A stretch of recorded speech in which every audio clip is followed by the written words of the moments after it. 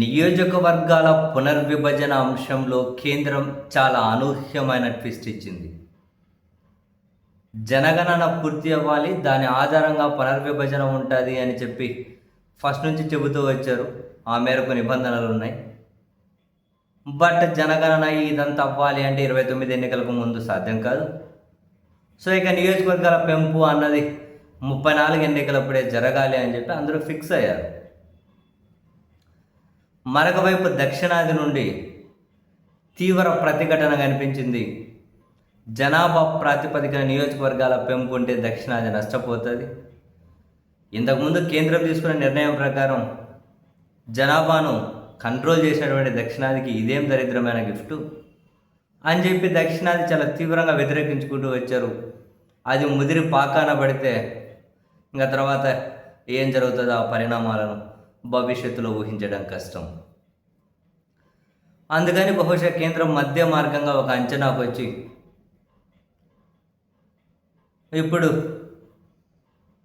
ఈ జనాభా ప్రాతిపదికన కాకుండా, ఈ జనగణనతో సంబంధం లేకుండా ప్రతి రాష్ట్రంలోనూ అసెంబ్లీ నియోజకవర్గాలు, పార్లమెంటు నియోజకవర్గాలు గంపగుత్తుగా 50% పెంచేయాలి అని చెప్పి కేంద్రం నిర్ణయం తీసుకుంది. ఈ మేరకు ఈ సమావేశాల్లోనే ఇంకా సాధ్యం కాకపోతే నెక్స్ట్ ఇమ్మీడియట్గా ఒక ప్రత్యేక సమావేశాలు ఏర్పాటు చేసి ఈ నిర్ణయం ప్రకటించబోతూ ఉన్నారు. గంపగుత్తుగా ప్రతి రాష్ట్రంలోనూ అసెంబ్లీ నియోజకవర్గాలు 50%, లోక్సభ నియోజకవర్గాలు 50%. ఈ లెక్క తెలంగాణలో 119 కదా మామూలుగా అసెంబ్లీ, అవి ఎంతకు పెరుగుతాయి? 60 పెరిగితే 179 అవుతాయి. మన ఏపీలో 175 కదా, అంటే సగం అంటే 88 పెరిగితే 263 అవ్వచ్చు. లోక్సభ ఎన్ని అవుతాయి మనవి? 25 కదా, సో 13 పెరిగితే 38 అవ్వచ్చు.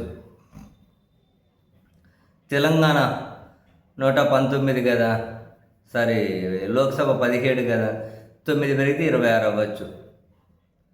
ఓవరాల్గా మన లోక్సభలో దేశంలో 543 కదా, గంపగుత్తి 50% అంటే 273 పెరుగుతాయి, అంటే 816. అసెంబ్లీలు సేమ్ ఆ లెక్కనే పెరుగుతాయి దేశవ్యాప్తంగా కూడా. ఇంకా మహిళా రిజర్వేషన్ కూడా అమలు చేయబోతున్నారు.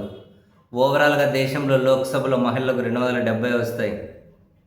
ఏపీ అసెంబ్లీలో మహిళకు 87 వస్తాయి రిజర్వేషన్ కోటా, అంటే మహిళా రిజర్వేషన్ కింద. ఏపీ లోక్సభకు 13 వస్తాయి మహిళలకు రిజర్వేషన్. తెలంగాణ అసెంబ్లీకి 60 వస్తాయి మహిళా రిజర్వేషన్. తెలంగాణ లోక్సభకి 9 వస్తాయి మహిళా రిజర్వేషన్ కింద. ఇప్పుడు మహిళా రిజర్వేషన్ పోగా ఎస్సీ ఎస్టీ రిజర్వేషన్ కూడా ఉంటుంది కదా, అవి కూడా సుమారుగానే పెరగవచ్చు. ఇప్పుడు ఓవరాల్గా ప్రస్తుతం లోక్సభలో ఎస్సీ రిజర్వ్డ్ 84 ఉన్నాయి, ఎస్టీలకు 47 ఉన్నాయి. అవి కానీ ఖచ్చితంగా 50% పెరగాలి కదా ఆ నిష్పత్తిలోనే. సో అవి కూడా ఆ మేరకు సుమారుగానే పెరుగుతాయి, ఎస్సీ రిజర్వ్డ్, మహిళా రిజర్వ్డ్ బొంగ. మొత్తం మీద అయితే దీని మీద విపక్షాలు ఎలా స్పందిస్తాయన్నది ఈరోజు తెలుస్తుంది. ఎందుకంటే వాళ్ళు ప్రత్యేకంగా ఒక సమావేశం ఏర్పాటు చేసుకుంటూ ఉన్నారు దీని మీద చర్చించడం కోసం. సో చాలా అనూహ్యమైన ట్విస్ట్ ఇచ్చింది కేంద్రం. మరి కారణం ఏంటి, దాని వెనకాల వ్యూహం ఏంటి అన్నది చూడాలి. బట్ ట్విస్ట్ మాత్రం భలే అనూహ్యంగా ఇచ్చారు.